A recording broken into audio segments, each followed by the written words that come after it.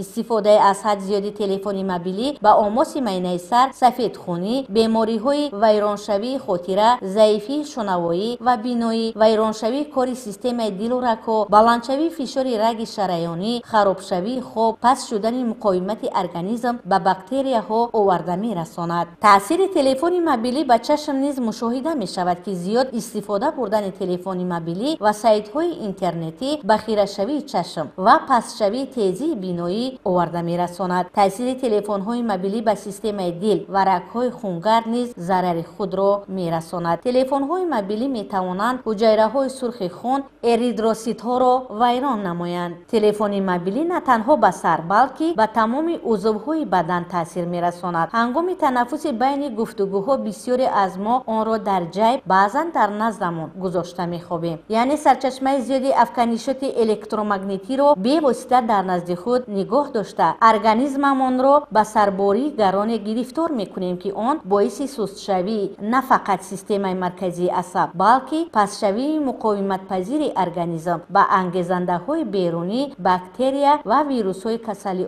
آورده می‌رساند. جهت مثبت تلفن موبیلی این است معاشرت بین آدم‌ها را قلای و آسان می‌گرداند. با والدین در کجا بودن فرزند را معلوم می‌کند. به خطری شخص را تامین می‌سازد. توسط تلفن موبیلی معلومات و خبرهای نو را از اینترنت دسترس کردن آسان است. تاثیر منفی تلفن موبیلی باشد پس شدن قابلیت کاری، تیز خسته شوی، عصبی شدن، پس شدن خاطره، کم خوابی، پریشان خاطری، سرطان مغز سر. استفاده هر یک تکنیک قاعده و معیار معین دارد. این را متخصصان ساحه تندرستی اثبات نمودند. تلفن موبیلی نه فقط به کودکان، به کلانسالان هم ضرر می‌کند. کلانسالان فراموش خاطر می‌شوند، بی‌ضابطه می‌شوند، با معاینه سر به عضوهای بصیره چشم به همین تاثیر سخت دارد. برای همین به کلانسالان هم توصیه نشود که فقط از مجبوری تلفن را استفاده برند. تلفن‌های موبیلی باز به ارگانیسم آدم به چشم یکم درجه ایزولوچین می‌دهند. برای رادیواکتیو چی‌ها ایزولوچین می‌دهند. این به خیرگی چشم آورده می‌رساند. برای همین آدم‌ها حرف‌ها را دیدن نمی‌توانند. پیش چشمشان خیره می‌شود.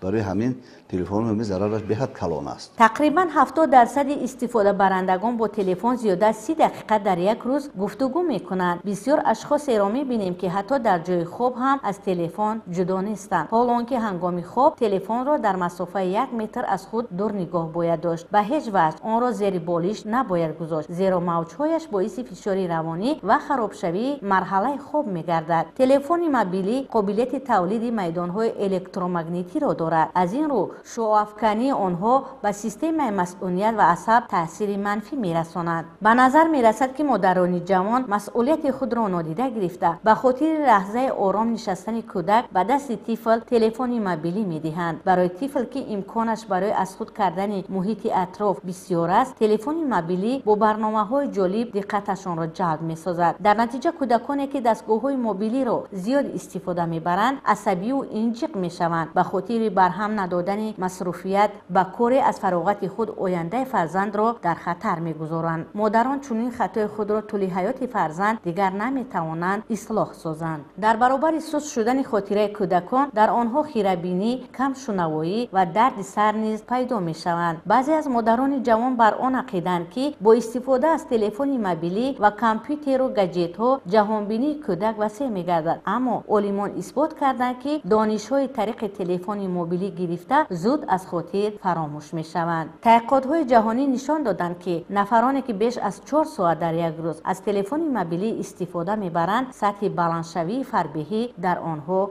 بیشتر می‌شود و عاقبت به بیماری قند خون آورده می‌رساند.